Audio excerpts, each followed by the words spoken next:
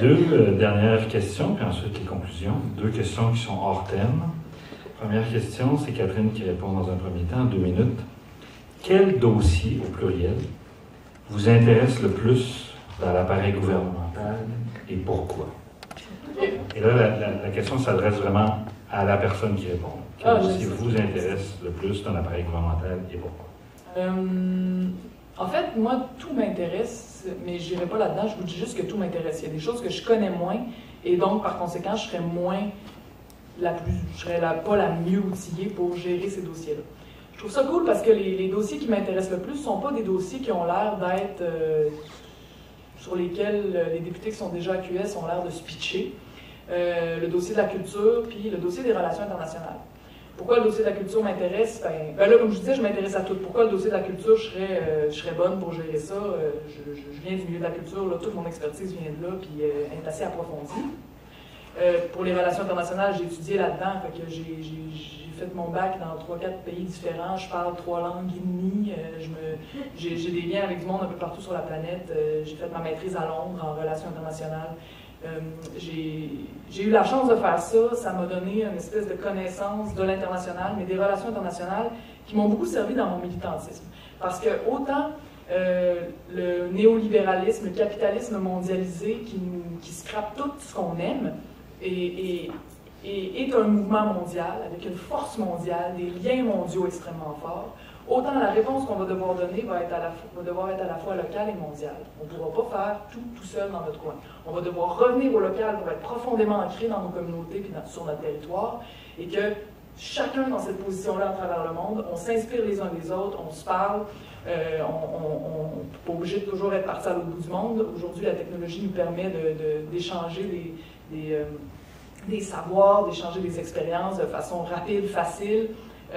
Puis donc, ça, c'est quelque chose qui va beaucoup m'intéresser, puis je pense que ça va être une source de savoir et d'inspiration pour nous autres. J'aimerais ça pouvoir être une des passeuses de ça. Merci. 2 minutes, Marie-Ève. Quel dossier vous intéresse le plus dans l'appareil gouvernemental et pourquoi? C'est chiant. J'aurais tendance à faire...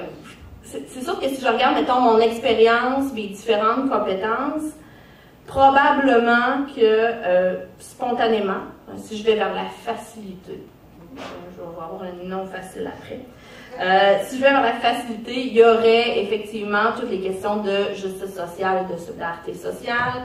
Il y aurait aussi les enjeux féministes, l'égalité entre les hommes et les femmes.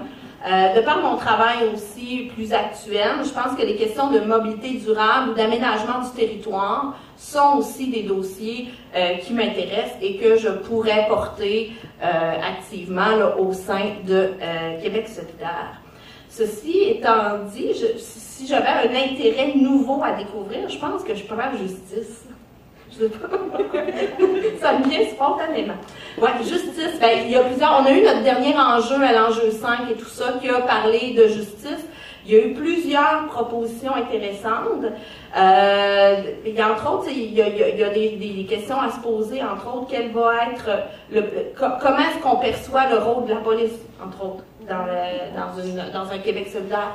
Comment est-ce qu'on donne accès à la justice aux personnes marginalisées, les sorties, une fois qu'on est une personne ex-détenue, comment est-ce qu'on repense la réhabilitation dans la société. Donc, il y a vraiment des enjeux là que je trouve super intéressants et qui vont aussi dans des enjeux, celui-là, on ne l'a pas encore tranché, mais dans un Québec indépendant, armé ou pas?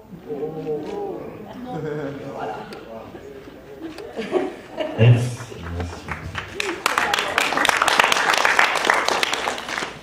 Dernière question avant tout à l'heure la conclusion là, de chacune. Qu'est-ce que vous diriez, c'est Marie-Ève qui répond dans un premier temps, 2 minutes, qu'est-ce que vous diriez à votre voisine qui va voter PQ pour éviter que la CAQ ne gagne le comté? L'important ici, c'est vraiment la notion du vote utile. C'est pas tellement le PQ comme qu'est-ce que vous répondez à quelqu'un qui va voter utile pour éviter que la CAQ ne gagne le comté? 2 minutes. Ah, ça l'a plus chienne encore. Non, c'est pas vrai. Le vote utile, c'est pas un phénomène nouveau. Là, c'est par rapport à la CAQ, par rapport au Parti québécois. Pour les gens, les personnes qui militent depuis un certain temps dans d'autres élections, on l'a déjà entendu. Je vous aime beaucoup, mais par stratégie, je vais aller vers le Parti québécois pour X, Y raison. Avant la CAQ, c'était le Parti libéral. Hein, fait que ça, c'est pas un phénomène nouveau. Ce qu'on a toujours mis de l'avant, je pense, à Québec solidaire, puis entre autres, la campagne de 2014, le fameux slogan « Je vote avec ma tête, avec l'image du cœur », c'était directement une réponse à ça, à cette espèce de sentiment de vote utile et tout ça. Donc ça, je pense que d'ailleurs, de rappeler ça, comment est-ce qu'on veut avoir une vision politique, ça devrait être quoi le rôle de la politique? Après ça, on comprend la stratégie. On ne contrôle pas le système électoral dans lequel nous sommes actuellement et malheureusement, il est de même. Donc, oui, c'est ça. Donc, il y a effectivement cet argument-là de stratégie avec lequel il va falloir travailler. Je pense qu'actuellement, dans notre position versus la position du Parti québécois, il y aura quelque chose d'intéressant à creuser et à aller plus loin, d'autant plus avec le départ annoncé de Mme Maltais, qui était quand même, pour avoir vécu d'autres campagnes électorales, pour qui, dans les gens qui avaient un attachement en fait, pour plusieurs personnes, l'attachement n'était pas très clair s'il était au Parti québécois ou à Mme Maltais. Donc ça, je pense aussi que ça va être une force pour nous et il va falloir la saisir dans le travail terrain qu'on va avoir à faire. Et c'est un signe, ça. C'est ça. Donc, je vais arrêter là. Mais il restait 15 secondes. Ah, il restait 15 secondes. Non, j'ai perdu mon élan. C'est fini. OK. Catherine, 2 minutes. J'ai pas pensé à ça parce que si je suis élue comme candidate, le vote utile, il va aller à Québec solidaire dans ta chambre. Ouais. C'est tout ce que j'ai à dire là-dessus. C'est ce qui va se passer dans les prochains mois. Merci.